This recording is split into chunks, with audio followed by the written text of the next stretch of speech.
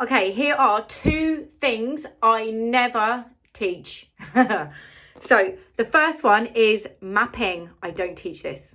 This is dangerous. This is really old-fashioned teaching.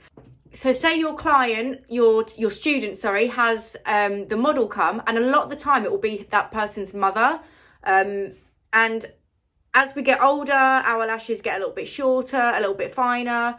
We tend to lose more. So if you're teaching people to put one length in one section, you're not teaching them to lash responsibly and safely.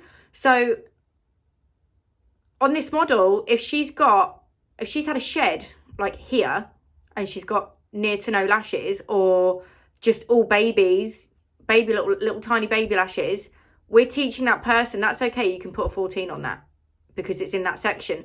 Or, you know, even if you have taught, or you are aware that, okay, we're not going to lash babies with a 14, it's confusing. It's almost contradicting what you're telling them. So you're telling them in this section we're going to put 14s, but don't put 14s. So what I tend to do is teach people, have a look at the natural lash, get it isolated first.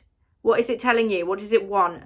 With an idea of what kind of style we're going for. So are we going the longest length in the middle? And that length will be determined by the natural lashes and what the client wants.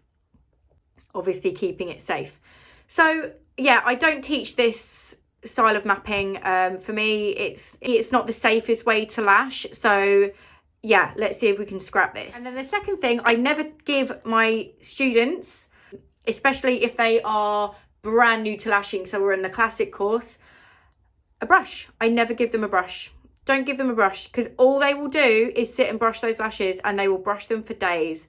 And then your student will turn into little Miss Faffy Pants, little Miss Faffity Faff, and she'll just be like brushing, brushing, brushing. And then she'll be stressing out because an hour and a half's gone by and she's got 4 lashes on, because all she's doing is brushing, brushing, brushing. So yeah, leave the brushing until the very end. Don't even give it to them.